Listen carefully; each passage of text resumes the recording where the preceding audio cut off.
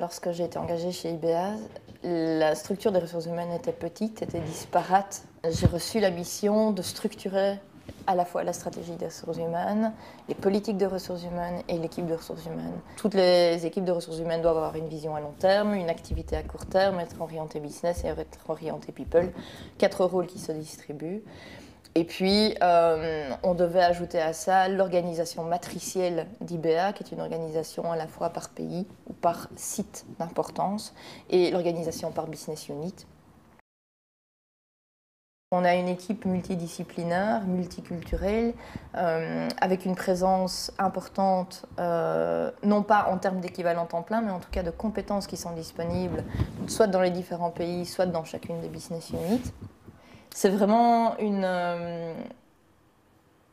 belle structure qui est flexible, qui sait s'adapter avec des compétences qui sont vraiment complémentaires.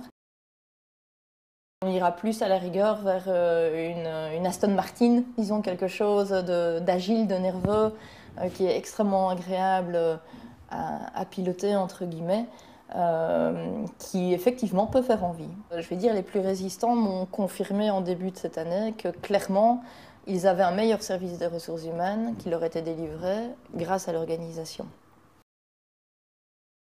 Quand j'ai rejoint IBA en 2005, on était 700. À l'heure actuelle, on est 2200.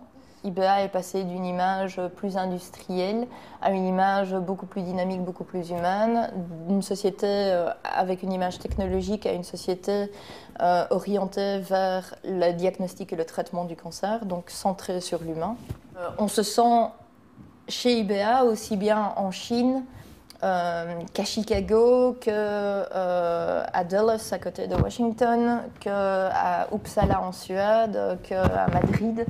Donc clairement, on a une identité et une image très très forte qui est partagée par tous.